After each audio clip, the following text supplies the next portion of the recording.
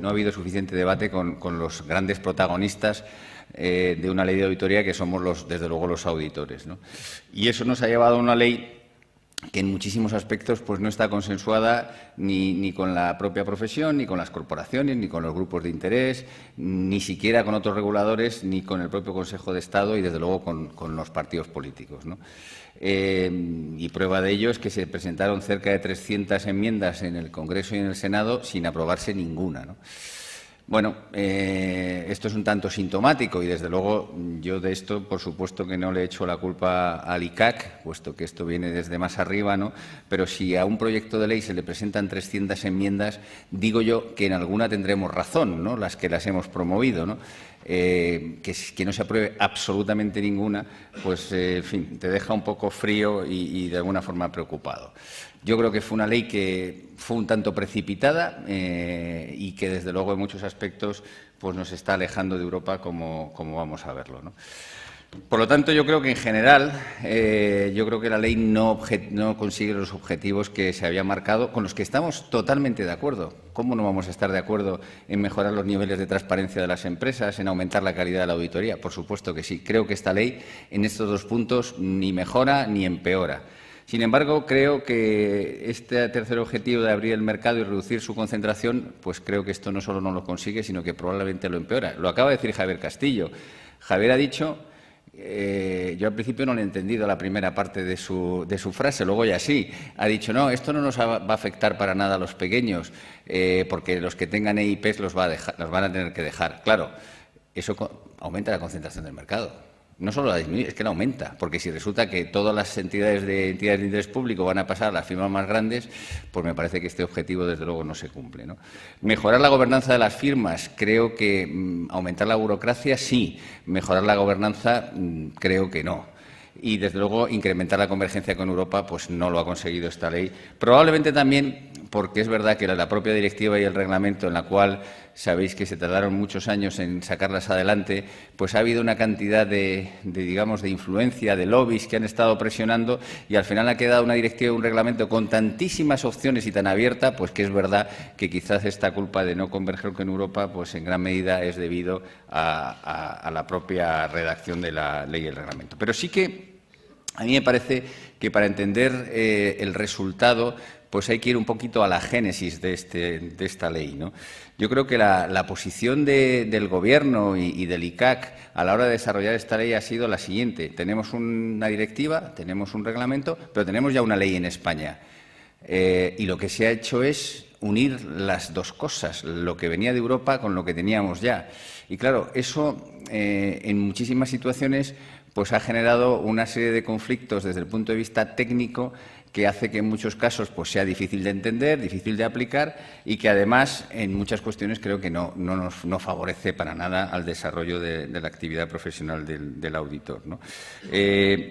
De hecho, hay muchas cuestiones que están en la ley y que nosotros bueno, pues las denunciamos, que nos dicen, no, pero es que esto ya estaba en la ley anterior. Bueno, es que a mí me da igual que estuviera en la ley anterior. Si estaba mal, tendremos que corregirlo, ¿no? Y algún ejemplo daré ahora, ¿no? Por lo tanto, creo que hemos perdido una oportunidad, porque podríamos haber hecho una ley nueva, olvidándonos del pasado, cogiendo lo que había en la directiva y en el reglamento, y hacer una ley, digamos, absolutamente nueva en sus planteamientos, que creo que nos hubiera ido mucho mejor, ¿no? Algunos de los aspectos más decepcionantes en este resultado, en nuestra opinión: uno, desde luego, decepcionante y sorprendente, y que creo que nadie en absoluto entiende, es que haya un solo informe de auditoría para todo tipo de entidades. Me da igual que sean entidades de interés público que otras entidades. Esto va a generar un ruido en el mercado, va a generar un ruido en los clientes tan innecesario, tan absurdo.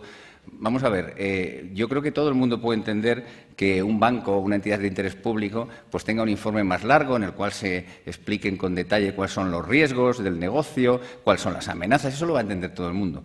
Pero aquí en Vitoria, una empresita pequeña, familiar, que hagas un informe en el cual empiezas a decir los problemas que hay macroeconómicos, microeconómicos, los riesgos, bueno, pues su entidad financiera va a salir corriendo. Y es que esto no está en Europa. En Europa hay un informe extenso para las entidades de interés público y otro informe, digamos, normal, el que estamos acostumbrados a ver para el resto de las entidades. Esto lo dijimos muchísimas veces en todo el proceso de tramitación y la verdad es que ha quedado así, y yo creo que es un gran error. Todo el tema de las normas de independencia, evidentemente, creo que vamos a hablar ahora de ello, pero me parece que nos ha llevado a una casuística tan enorme que hace que simplemente entenderlas y poderlas de aplicar pues es un auténtico galimatías, como ahora veremos, ¿no? Todo el tema de concentración de honorarios, en el cual esta figura como independencia desde el punto de vista de no poder aceptar un trabajo cuando exista concentración de honorarios, no existe en Europa, ya se ha dicho anteriormente. Lo que existe es una regulación mediante amenazas y salvaguardas, pero no existe una prohibición expresa, y en España sí.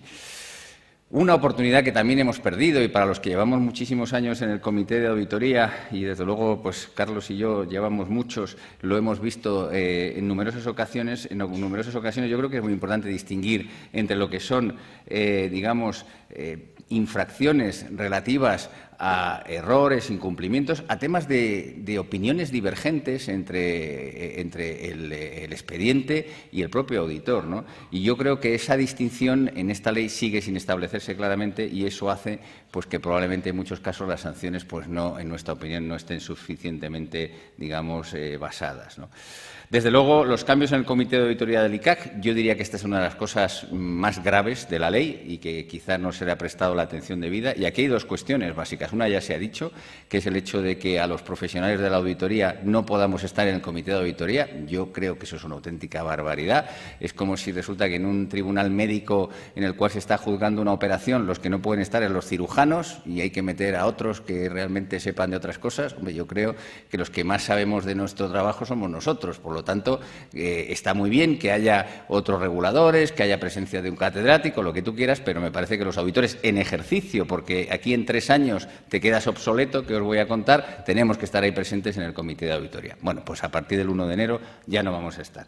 Y otra cuestión clave es que los expedientes sancionadores que durante tantos años han pasado por el Comité de Auditoría, y yo creo que ha sido un instrumento muy bueno de asesoramiento al presidente del ICAC de turno, en el cual, oye, se han dado argumentos sobre, bueno, si el expediente debía ir de una manera o de otra. Bueno, pues los expedientes ya no van a pasar por el Comité de Auditoría, con lo cual yo creo que aquí se genera una profunda indefensión para todos los auditores que tienen la mala suerte de tener un expediente y en el cual, oye, pues a través del Comité de Auditoría podía haber una defensa profesional de los criterios del propio auditor. A mí me parece que esto, en fin, es algo que desde luego tenemos que intentar cambiarlo cuanto antes, porque perjudica clarísimamente, perjudica a todos, ¿no? Incluso yo creo que hasta el propio regulador. Y desde luego el incremento de las tasas, del cual ya hemos hablado previamente.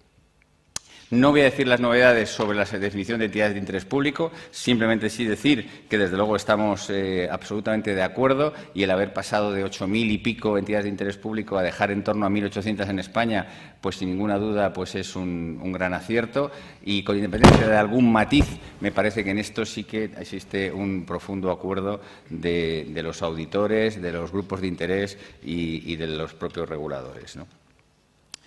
Reglas de independencia. A mí simplemente hacer un pequeño preámbulo sobre este tema. Yo creo que a nadie se nos oculta que para los auditores un pilar fundamental es la independencia. La auditoría no tiene sentido si no eres independiente de la entidad que estás auditando. Pero para regular la independencia, y nosotros estamos de acuerdo, por supuesto, en regularla, pues caben dos caminos, ¿no? El camino por el cual se está regulando a través de principios generales y aquel otro en el cual se está regulando a través de reglas tasadas, ¿no? El de principios regulares, que es el de principios generales, al final lo que se da es una cierta flexibilidad para aplicar la norma. El auditor tiene posibilidad de aplicar su propio juicio profesional, ahí se analizan las amenazas, se ponen las salvaguardas y en general parece que es un método que es el más aceptado en Europa y el que yo creo que más éxito se ha conseguido. Si vamos a un listado de reglas en las cuales se presume que no existe independencia cuando se dan esas situaciones, pues eso hace encorsetar excesivamente las situaciones y no poder descender al caso. Yo suelo utilizar para esto un proverbio chino que dice que la puerta mejor guardada es la que se puede dejar abierta, ¿no? Y es verdad. A mí me parece que es muchísimo más fácil vulnerar una serie de reglas si tienes mala fe y quieres hacerlo que principios generales. Los principios generales son mucho más difíciles de vulnerar. Por lo tanto, me parece que el acierto es el legislar de esa manera. Ahí tenéis un poquito la evolución de cómo hemos ido. En el año 2006, la directiva del 2006 tenía un gran peso del sistema de principios. En la ley del año 2010 fuimos a un sistema mixto, la ley española. La directiva y el reglamento del 2014 sigue basándose en gran parte en principios, aunque es verdad que para las entidades de interés público existe la famosa blacklist de servicios prohibidos, pero en general sigue habiendo mucho principio, mucho más que reglas, y sin embargo la ley nuestra pues es mucho más de aplicar reglas que de aplicar principios, y eso me parece que nos introduce numerosísimos problemas, ¿no? Desde luego, sobre las reglas de independencia, sí quería comentar solo algún punto, porque tenemos poco tiempo, pero una cuestión que sí que nos ha preocupado tradicionalmente a los auditores es esta frase de abstenerse de participar en la gestión o en la toma de decisiones de la entidad auditada, y es hasta qué punto un trabajo de auditoría en la cual, en una carta de recomendaciones o simplemente durante el trabajo, estamos dando indicaciones para mejorar la calidad de la información financiera, que es nuestro objetivo fundamental, no nos olvidemos, pues al final eso se pueda transformar en un problema de independencia, ¿no? Bueno, yo creo que aquí queda claro que no se considera tal las comunicaciones para el cumplimiento de las normas técnicas de auditoría u otras leyes y, por lo tanto, en ese caso no existirá problema de independencia, pero aquí hay temas que siempre se pueden interpretar y más de una vez han ocurrido estas cuestiones y hemos analizado en el comité de auditoría, ¿no? Sobre el tema de situaciones personales o de servicios prestados no vamos a verlas con detalle, pero sí aclarar un punto que es importante y es este de situaciones personales, el punto 2, interés significativo directo derivado de un contrato o propiedad de un bien o titularidad de un derecho, y dice si se posee un instrumento financiero cuando sea significativo para cualquiera de las partes. Cuidado con este tema, porque aquí, tal y como está la literalidad de la norma, parece que cuando se posee un instrumento financiero de una empresa de la red de la empresa auditada tiene que ser material para poder caer en causa de incompatibilidad, pero, sin embargo, si estamos hablando de que se tiene un instrumento financiero de la empresa que estamos auditando, aunque sea de €1, es decir, no tiene por qué ser material, estaríamos en causa de incompatibilidad. Fijaros eso lo que significaría, pues que para auditar un banco pues sería imposible, porque evidentemente o los socios o el equipo de trabajo o los familiares del equipo de trabajo, alguien tendría una cuenta o tendría algún tipo de instrumento financiero con ese banco y, por tanto, sería imposible. Yo he aclarado ya con la presidenta y con el ICAC que aquí ha habido una errata y que se va a corregir, y en ambos casos estamos hablando de que el instrumento financiero tiene que tener materialidad. Si no, pues evidentemente no opera esta regla de independencia. Yo creo que eso ya sí que es razonable. Evidentemente, si es material, lo es, pero si no es material, no opera de ninguna manera esta cuestión, ¿no? Ya se ha hablado del tema de la concentración de honorarios y de la mejora que ha habido, tanto en cuanto al porcentaje de aumentarlo al 30% como para las reglas de cálculo. Se ha dicho también antes que una de las grandes preocupaciones de la ley son las extensiones, ¿no? Y yo no puedo estar más de acuerdo con ello. Aquí las extensiones en la ley española, que se tratan en estos 4 artículos, 17, 18, 19 y 20, pues abren hacia 4 lados, ¿no? Por una parte están las extensiones subjetivas, tanto como situaciones personales como por servicios prestados. Por otra parte, los familiares de auditores principales responsables. Por otra, las que concurren en personas o entidades relacionadas con el auditor. Y, por último, las de la red del auditor. Lo que ha ocurrido aquí, a diferencia de lo que se hace en el derecho comparado, es que no se ha tratado las extensiones caso a caso, sino que se hace una regla general para todas las extensiones. Y, por otra parte, existen incluso extensiones de las extensiones. Con lo cual, al final, esto es tan lío que yo creo que el propio legislador lo que ha tratado, al ver que se pasaba en la aplicación de la ley, pues ha tratado de empezar a poner casos, ¿no? Y entonces hay una casuística que no es que nosotros los auditores digamos que es algo complejo, es que el Consejo de Estado dijo textualmente estas 3 palabras, dijo que era sumamente farragoso, que era ininteligible y que tenía el defecto de oscuridad. Bueno, pues si los señores del Consejo de Estado, que se supone que saben algo de derecho, dicen esto, nosotros pobres, que somos sin más auditores, ¿qué demonios vamos a entender de lo que está diciéndose ahí? Por lo tanto, yo creo que todo el régimen de extensiones es un profundo error. Creo que todo esto se podía haber hecho de una forma mucho más sencilla y, desde luego, a los auditores nos mete en una situación francamente difícil, ¿no? Todos los temas de periodos de vigencia también han cambiado notablemente. En general, yo creo que hay que decir que para el tema de servicios, el periodo de vigencia antes de iniciarse la incompatibilidad será el periodo comprendido desde el inicio del ejercicio de las cuentas auditadas hasta el fin de trabajo de auditoría y, sin embargo, para circunstancias personales hay que ir un año antes, desde el inicio del primer trabajo anterior al ejercicio de auditoría de cuentas hasta el trabajo de auditoría. Ahí tenéis en ese gráfico, ¿no? Sí se ha aclarado que cuando haya interés financiero sobrevenido hay un mes para resolverlo y también que cuando la entidad auditada sea adquirida o bien entre en un proceso de fusión o se compre por otra entidad, tendremos 3 meses para resolver esa incompatibilidad. Bueno, aquí también, como veis, por tanto, hay cambios, ¿no? Respecto a lo que se llama el periodo de enfriamiento, las prohibiciones posteriores que afectan, como veis ahí, tanto al auditor principal como a los supervisores del trabajo de auditoría, como a otros socios de la firma, como al equipo del encargo, a todo el mundo, bueno, pues tendremos que tener, para poder acceder a ser miembros del Consejo o puestos de trabajo relevantes o interés significativo financiero, pues habrá que esperar a un año de periodo de enfriamiento para que esto se pueda producir. Todo el tema de las reglas de independencia en entidades de interés público, pues como ya se ha dicho, pues han cambiado considerablemente. Hay una lista de servicios prohibidos, que esos son los que tenéis ahí, y el resto son servicios permitidos, los que no están en la lista.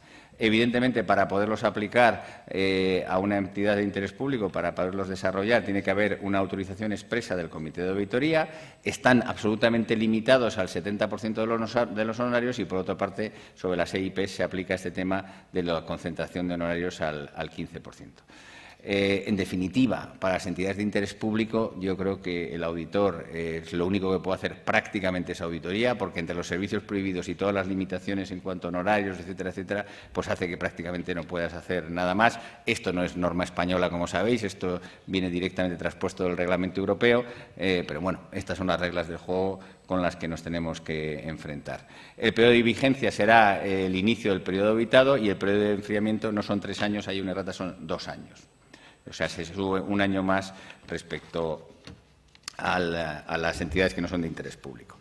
También se ha hablado del tema de la rotación y también se ha dicho, y yo lo suscribo, que se ha perdido una oportunidad para extender ese periodo de rotación con ciertas auditorías conjuntas, que esto también podría haber abierto más el mercado. Yo también pienso que 4 años de auditoría conjunta pues va a tener muy poquito recorrido. También ha aumentado la rotación del responsable del trabajo de 3 hasta los 5 años y del personal de mayor antigüedad de la auditoría hay que establecer procedimientos de rotación gradual. Desde luego, es una auténtica barbaridad el periodo transitorio, como antes ha explicado Javier Castillo. Nadie entiende que es mejor llevar más tiempo que menos. A mí la explicación, que yo no la conocía, que ha comentado Pepe, que dio el responsable, de que, claro, si llevas mucho tiempo tienes que prepararte para cambiar, me parece un auténtico dislate. Yo creo que es profundamente injusto que el que lleve solamente 2 años con un contrato de auditoría tenga que rotar en 10 y que el que lleva 35 pues todavía pueda llevar otros 3 o 4 más. No lo puedo entender, ni creo que lo entiende nadie. Esto no es responsabilidad, por supuesto, del legislador español ni del ICAC, sino que es la interpretación que se ha hecho en Europa, que no tiene ni pies ni cabeza, en mi opinión. Bueno, ya también otras novedades de la ley. Desde luego, este tema del informe de auditoría, en el cual, como hemos dicho, tienen que describirse riesgos, incertidumbres significativas, servicios distintos de la auditoría, circunstancias que menoscaben la independencia, etcétera, etcétera. Como he dicho antes, esto va a ser un problema que nuestros clientes, que no sean grandes empresas, entiendan este nuevo informe. Nos va a costar y nos va a costar, espero que no equivocarme, problemas realmente importantes. Nuevos requisitos para el informe de transparencia de las entidades de interés público, nuevas infracciones, las nuevas sanciones aumentan un 20% para las entidades de interés público. Es cierto que en este punto y en otros cuantos puntos, y yo creo que sí que hay que decirlo, pues el escaso trabajo que hemos podido hacer con el ICAC, pues es verdad que ha mejorado en puntos concretos la ley. Yo creo que eso no se puede negar. Lo que pasa es que yo creo que el resultado global, pues evidentemente no es satisfactorio, ¿no? Requisitos adicionales para los papeles de trabajo. Este tema, que también es una espada de Damocles, que también yo la veo clarísimamente innecesaria, el dejar abierto a un reglamento qué condiciones tiene que tener un auditor para para poder auditar una entidad de interés público, que tiene que tener 200 empleados, tiene que facturar 30 millones. Bueno, esto me parece que no tiene mucho sentido y dejar esta espada ahí para los más pequeños pues vuelve a ser una amenaza también importante, ¿no? Aparte del, bueno, lo que ya se ha dicho también del informe adicional para el comité de auditoría. Sí que me gustaría, veo que no lo tenemos aquí, no está aquí incluido, es que había tratado yo en unos gráficos que no tenéis ahí, pero bueno, luego estará en la presentación, de ver el calendario de aplicación de la ley, ¿no? Que la verdad es que es bastante complicado, como ya se ha dicho, porque hay 3 hitos, ¿no? Un hito que es el 22 de julio del 2015, otro que es el 1 de enero del 2016 y otro es ya la plena aplicación de la ley el 17 de junio de 2016, ¿no? Entonces, en el 22 de julio de 2015, voy a los temas más importantes. Hay 2 grandes cuestiones: los requisitos exigidos a la sociedad de auditoría y la posible tramitación abreviada del procedimiento sancionador. Esas 2 cuestiones ya están. El 1 de enero de 2016, los cambios en la composición del comité de auditoría y las nuevas tasas que también se aplicarían a partir de ese momento. Y luego ya, el 17 de junio del 16, pues tenemos los cambios en el control de calidad del ICAC y las novedades del régimen sancionador. Creo que sí que es muy importante, y esto sí que, bueno, yo creo que toda la formación que vamos a dar en estos meses lo aclarará, pero que tengamos ya muy presente que el 1 de enero tenemos que empezar a tener en cuenta ya problemas de independencia, muy importantes. Es decir, que para todos los temas nuevos de causas de incompatibilidad, todo lo que ocurra antes del 1 de enero del 16 no nos afecta, no hay ningún problema. Pero a partir del 1 de enero del 16 hay que distinguir 2 grandes cuestiones.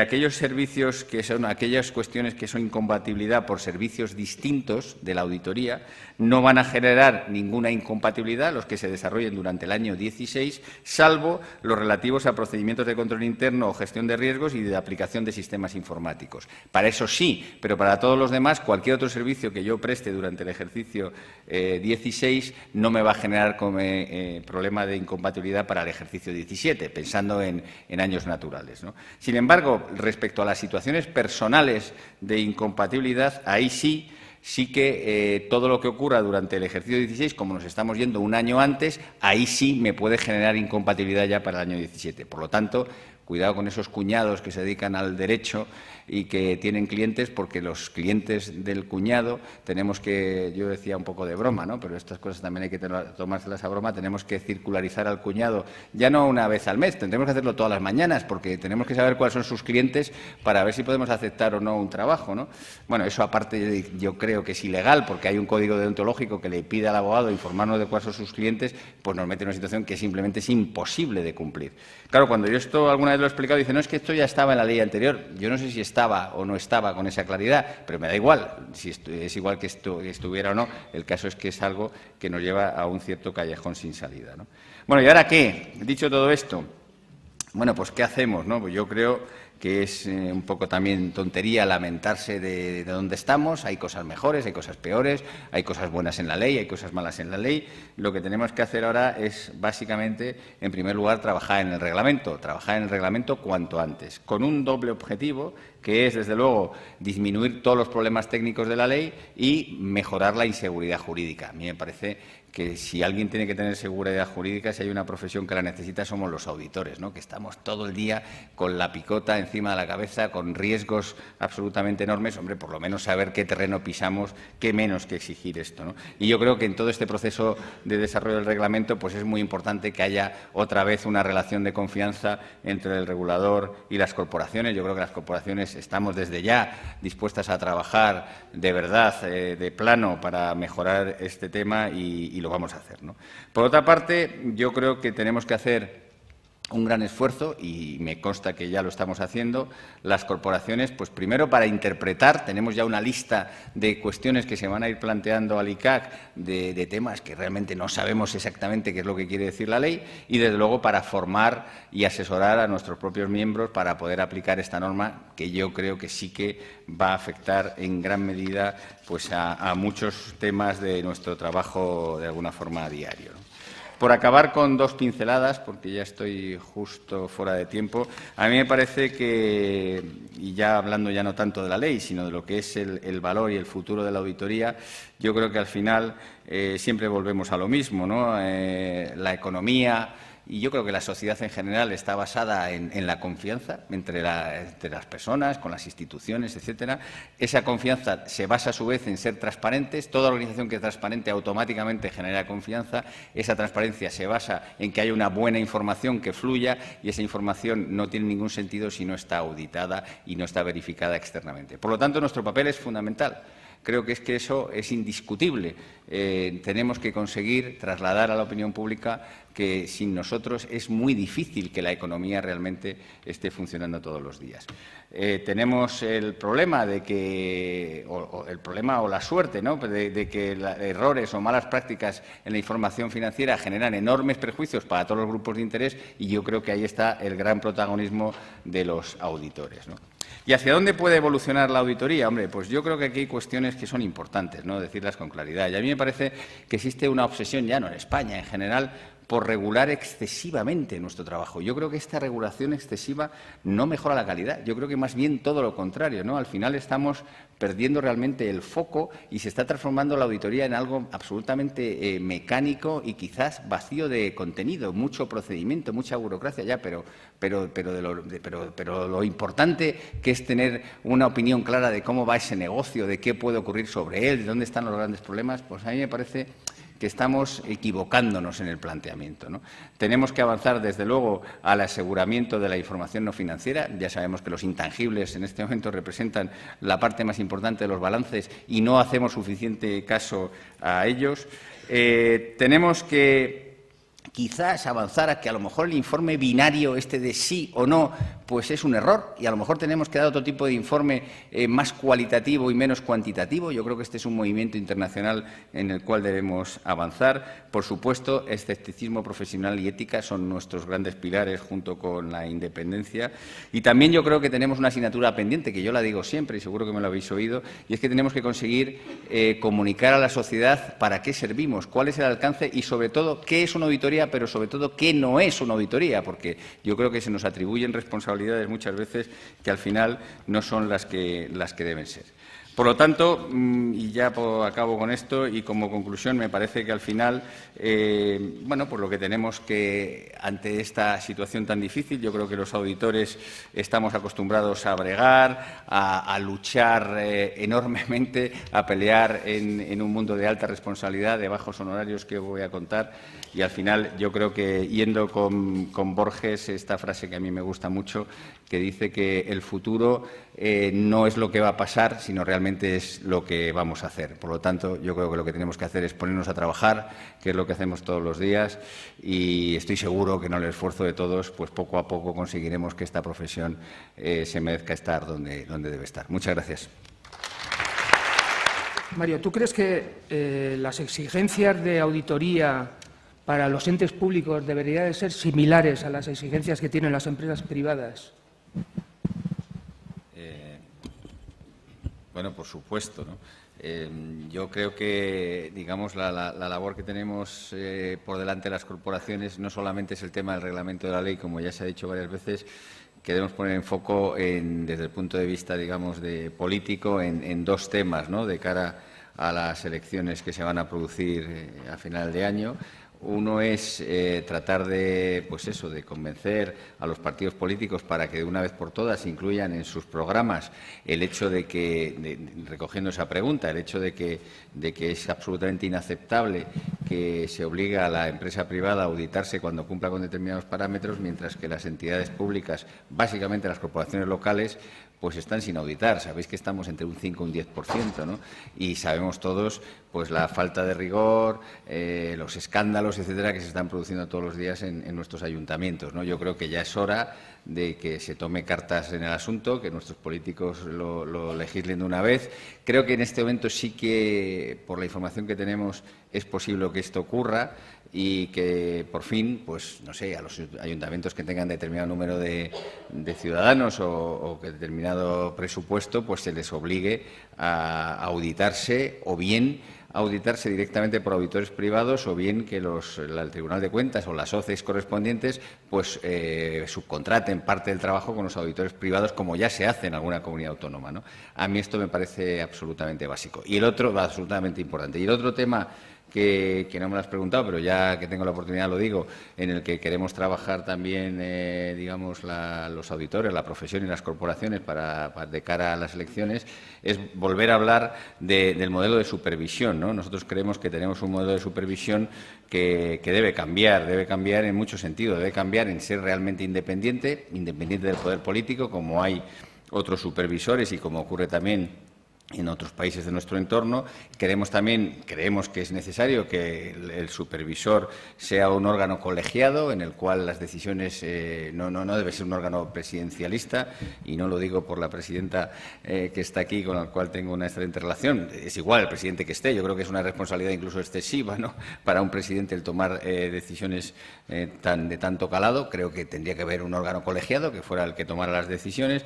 Debería ser un órgano que además fuera mucho más transparente que el que es y que además tuviera la competencia debida, como se nos exige a los auditores en materia de formación previa, experiencia previa en firmas de auditoría, ¿no? Yo creo que todo esto lo queremos trabajar y esperemos que este tema del modelo de supervisión, pues de cara, digamos, a los próximos años también empiece a tener mejoras. Y una última cosa a mi amiga Ana. Yo creo que la independencia es un tema de ética, y los que tenemos pues una especial vocación a los temas éticos y nos gusta la filosofía, etcétera, todos sabemos que la ética no es un tema de reglas, es un tema de principios, y yo creo que pretender regular los temas éticos a través de reglas es un error profundo.